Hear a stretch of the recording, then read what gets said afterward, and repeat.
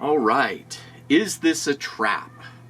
So today I'm going to answer a question, and I'd like to open this up and have more questions. This is my favorite part of doing these videos. I like making content, but I like interacting with people. So here is the question. Is this a trap? Suppose I gain the ability to change what I think, feel, and do to master myself as kind of a programmer. Would this just be another identity trap? If not, to what end? And I just love how many levels this question has in it. Because I've been there. Like, I can totally understand this from my old perspective. So basically the idea is that if I can control my mind and I can get my mind thinking about the thoughts like a program exactly the way that I want, am I not just creating another identity? Then if not, then to what end? Like, what is the experience if I do this? And the first thing I want to say about this, and the reason for Paradigm B is to focus on something different. Paradigm A is the current way of the popular way that humans decided that we were going to see the world. And Paradigm B is just saying, okay, this is something different. And they call Paradigm B different things, like non-duality and what have you. But I just call it Paradigm B just to remember that this is a different way of looking at the question. So the first one is to understand that this is a Paradigm A question trying to be answered through the filter of a Paradigm A mind. So really what this person is asking is, they're trying to shed an identity. That seems to be what it is. So what is Paradigm A is all about identity. And if I can reprogram my mind, wouldn't I just have a new identity? And this is such a great question because it's a Paradigm A question. Proposing the answer comes within the framework of Paradigm A. And that's what shifts.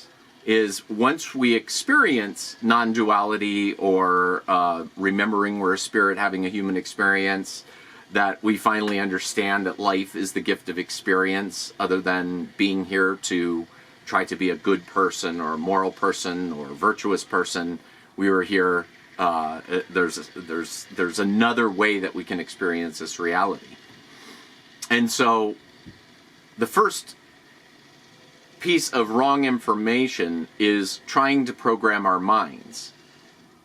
Moving from Paradigm A to Paradigm B is a process of more of letting go of how our minds work rather than trying to reprogram our minds. Because that's, I can remember being very linear. It's like, I want my mind to do this, so I need to control my mind in order to get it to do this. But that's not the experience in Paradigm B.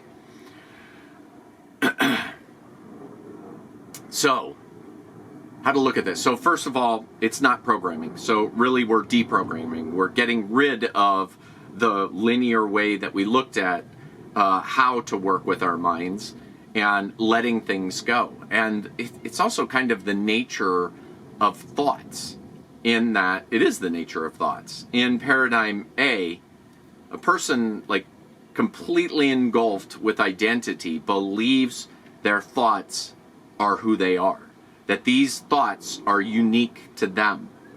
Now, the order of the thoughts are unique to that person, but how they feel about those thoughts, everybody has a different subjective feeling from that. And that's I can look back and remember when my mind used to believe that the thoughts that went through it, and I was always like, oh, well, this is the way the world should be. And then I wake up the next day with new information. No, this is the way the world should be, because I had collected these ideas of how the world should be through Paradigm A. And that was me trying to create an identity that I thought I was, to give myself status. You know, in high school I wanted to be different, so I got a funny haircut and rode a skateboard. So I used to think of myself as a skater. Then there was a time where I wanted to wear cowboy boots and cowboy jeans because I liked them. And so it was like my cowboy phase. And it was like me trying to match what was already in the world, cowboys and skaters, and I wanted to be a part of that identity. And so what ends up happening when you go from A to B is that you aren't connected with creating your identity. Meaning that I don't need people to believe the thing, like, you know, whatever it is I feel about myself. I don't need other people to be impacted by that, or I need them to understand that. And this is the point where I'm just experiencing whatever it is I am. And I like to get feedback from the outside world. It's like, what do you see here? What is this thing to you? What is this meat suit to you? Because I don't know, I'm not creating an identity to create status in any way that I'm conscious of. And so, are you creating another identity? Well, I suppose I'm creating an identity, but it isn't coming from a place of wanting to look like, you know, other people from the culture. It's coming from just whatever naturally is attractive to me. That's what I put on. You know, I still have an identity, but I'm not attached to that identity. But that's kind of weird to say that. But that's kind of it, is like, I don't have to maintain an identity. Before it used to be, you know, it's not just identities of being a skater or whatever, but it's also, you know, to be a really good philosopher, or to be a whatever category. It can be, the mind tries to do that, especially when through my intellectual stage, where it was, you know, how to have a better answer than another person. And those things don't, they're not a part of my thinking process anymore. So it's a really good question. Is it a trap? Do we feel like we're going to go in the same place? So from the Paradigm A perspective, it's a trap, or it looks like a trap, because basically all you think that you're doing is rearranging the thoughts that are going through your head. But really what you're doing is you are associating different to the thoughts that are going on in your head. And when that happens, those thoughts go away. There's just thoughts that become unimportant.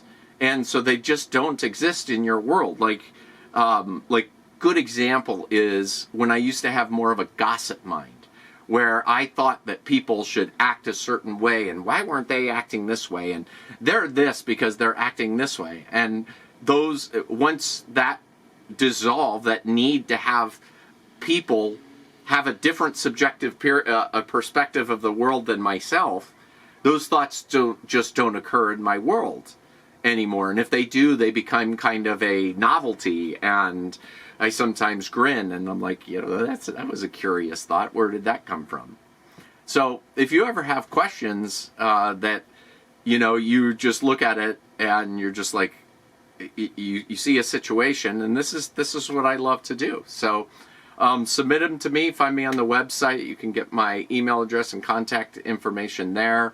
Leave a comment under the YouTube here. Anyway, we'll see you in the next video.